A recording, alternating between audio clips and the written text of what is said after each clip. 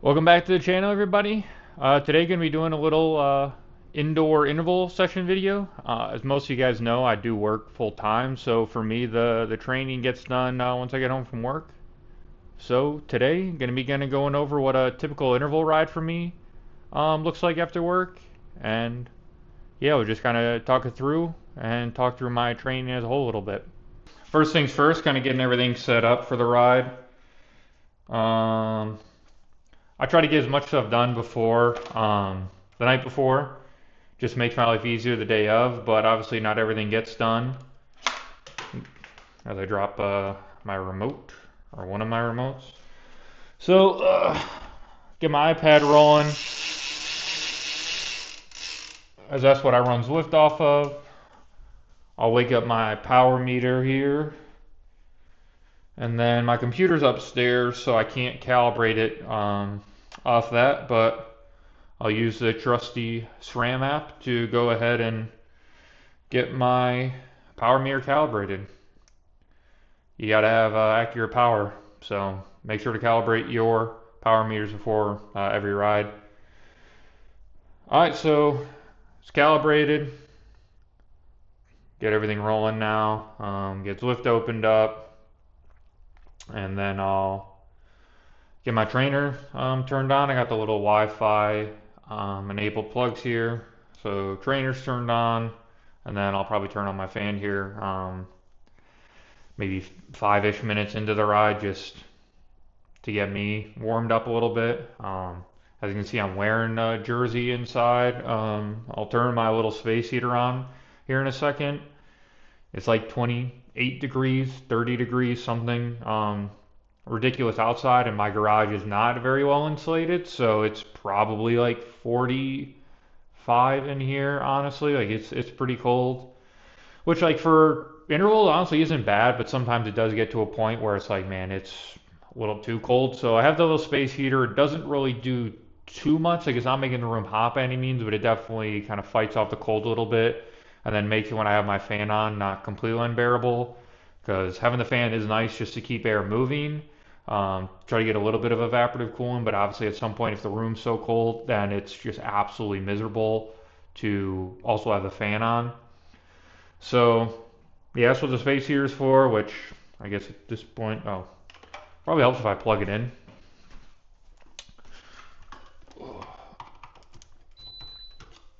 Alright, space heater's plugged in. Turn it on, and then I'll just get my ride started here in Zwift. So I guess you got the workout imported from Training Peaks, got a 4x8 at threshold, and then a tempo block with some torque goals in there. So we've been doing a little bit of torque training lately. I think it's been not a secret weapon, or yeah, I mean, it's been pretty widely talked about.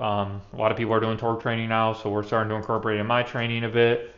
So yeah, I've been slowly introducing it, mainly in like the tempo training that I've been doing. My threshold stuff will still be at my cadence of choice. But yeah, that's the efforts for the day. So yeah, we'll get about an hour or so warm up in with a couple pingers to get the legs moving, the 4x8, and then the 20-minute tempo block. Looking at total 3 hours. Ride started, starting to get warmed up here. Fans are still off, other than my little small one, just get a little bit of air flowing. I'm just trying to get legs warmed up, body warmed up. So I'll do like 35-ish minutes, just easy endurance. I guess I get the body moving. Do 3 sets of pingers. Do tempo into VO2, just to get the legs ready for some intensity. Then we'll do a short endurance block in between that, and then the first set, which will be the 4x8s. So yeah, big thing is just getting the body primed and warmed up to do the efforts. I have all my nutrition and everything for the full ride here and ready. I got 3 bottles and then 5 gels, 5 50-gram gels, so put me at 250 grams for the full 3 hours, right about 85 grams an hour. I think a little bit more. So not super high carb. I mean, obviously still high carb, almost 90 grams. But most of my carbohydrate intake is breakfast and lunch. Had oatmeal in the morning, and then just some tofu and rice at lunch. Had a bagel and some rice cakes a little bit before the ride, just to kind of curb the hunger a bit, and just keep the stores topped off. I am trying to lose a little bit of weight right now, so still trying to overall be at a deficit, but trying to time my carbs around training best I can, keeping the carbohydrate intake periodized. Can't talk, obviously. But yeah, it's just trying to keep it as simple as possible. There really is no tricks or secrets.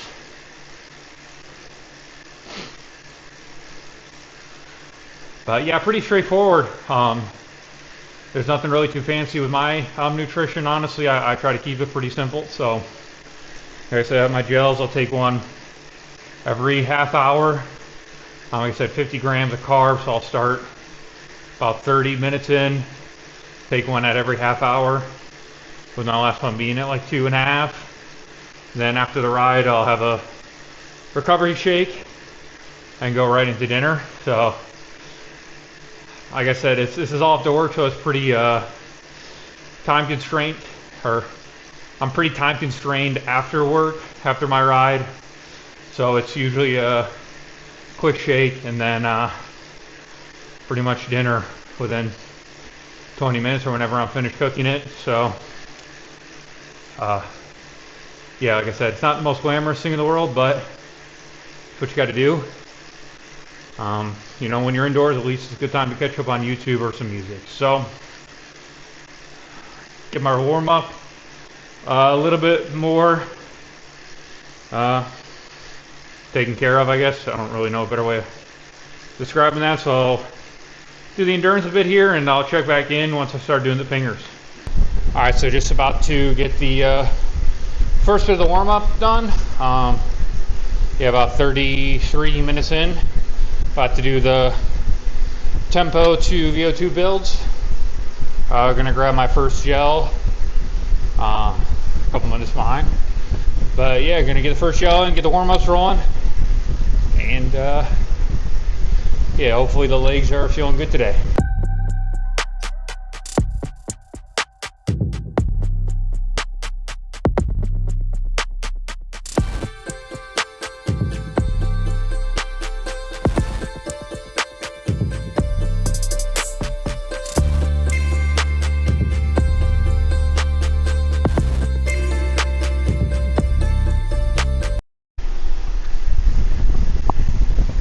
First of the warm-up sets is done, so yeah, just a 2-minute block and then 3 minutes recovery. So finish up the recovery now, and I got 2 more to go.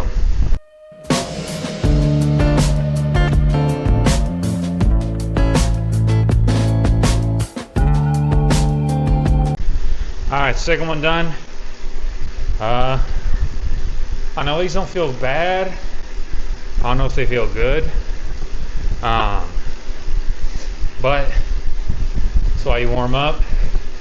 Hopefully them feeling a little rusty right now means in about 30 minutes when I'm doing my efforts that I feel pretty good. So one last set, and then time to start doing the real work.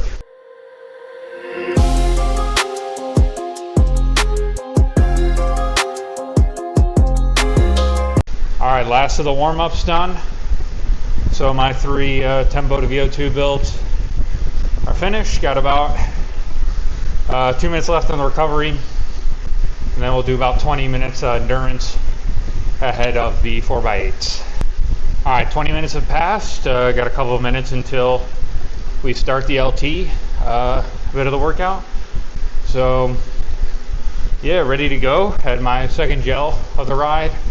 Stopped and took a quick pee break, just so that I don't risk having to go during the efforts. I I also plugged in my camera to external power. Unplugged my laptop or the iPad. Apparently, when you have this thing running the entire time, because I can't reach it, drains the battery a bit. So shout out my 6-foot long cable for being able to reach where I mounted the camera, so we can still have footage throughout the rest of the ride. So yeah, I'll probably just let it run through the full, well, it'll be 48 minutes, with 8 minutes, and then 4-minute recovery in between, total 48 minutes.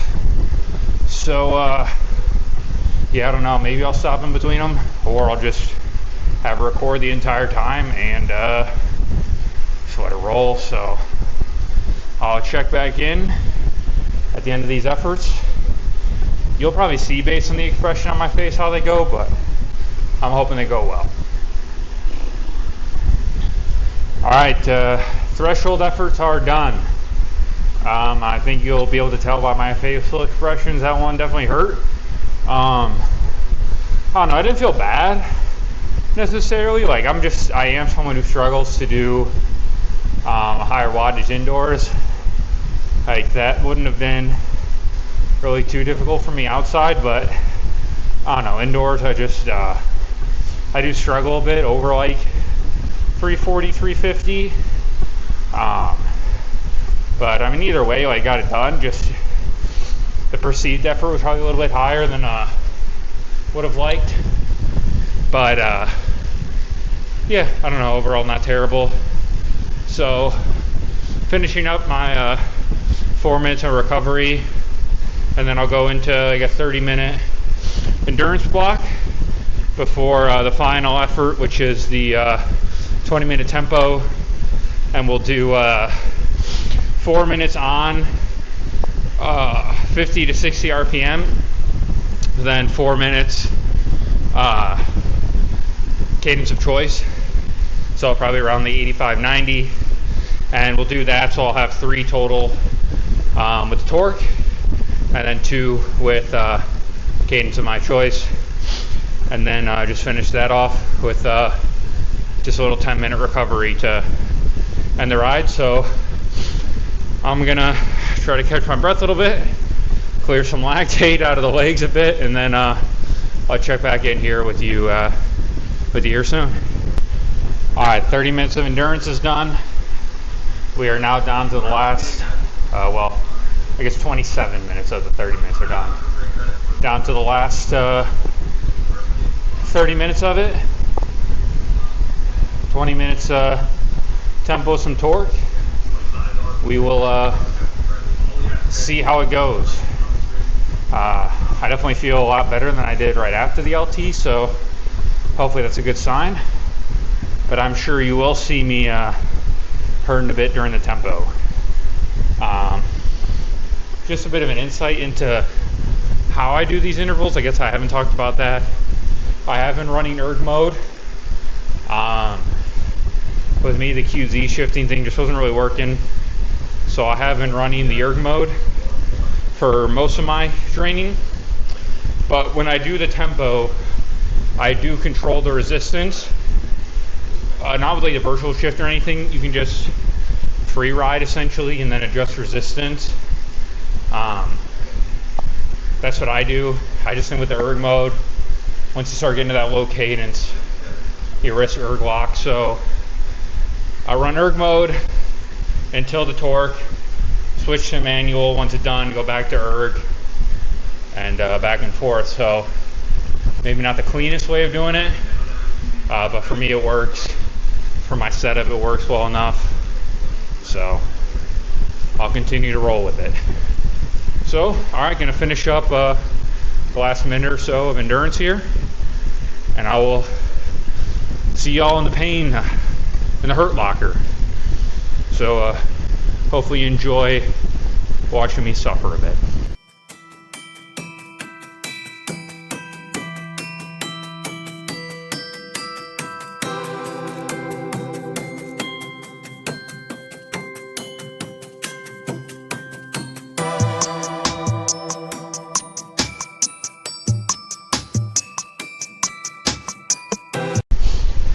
And just like that, efforts are done. I just finished up the 20-minute block. Truthfully, it wasn't as bad as I thought it was going to be. I didn't necessarily struggle last time I did the torque stuff, but being so new, it obviously was firing some new muscles. So yeah, today I think just getting more used to it, more comfortable, stronger with it. So overall, was really happy with how it felt. Honestly, it was significantly easier than the tempo stuff, and yeah, really no complaints. So got about 6 minutes left of recovery to get me to the 3-hour mark. So I'll finish this off, and then I'll check back in one last time to just kind of give a bit of a recap on the day. Ride's done. Gonna start getting dinner made. Get my recovery shake rolling, but yeah, happy with how the efforts went today. Like I said, after work it can always be a bit tough. You're tired from working all day, but to me it's I guess it's something to look forward to when you're riding inside.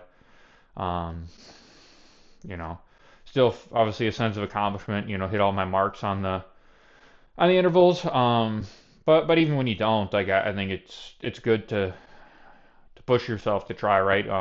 Not every day is going to be great. You're going to have those bad days, the days you can't do the wattage that you might want. But you take the good with the bad, and you'll learn from it. And yeah, obviously I'm super happy with how the efforts went today. But I've also had plenty where you couldn't do it. I mean, I can think of two weeks ago had intervals that I failed.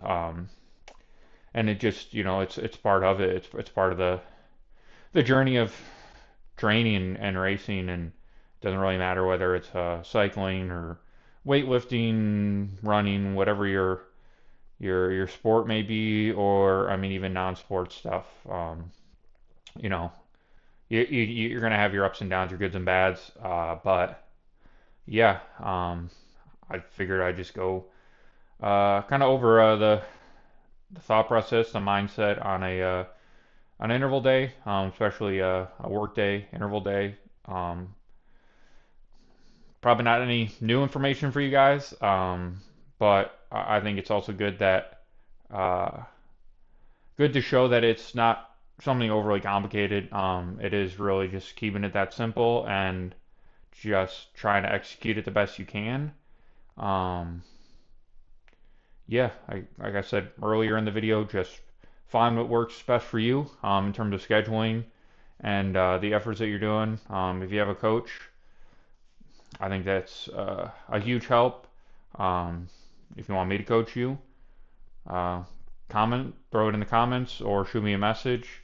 I work with a couple athletes right now, but I'm always open to add a couple people, but by no means do I want this to be an ad. I have a coach who I work with, as most of you know.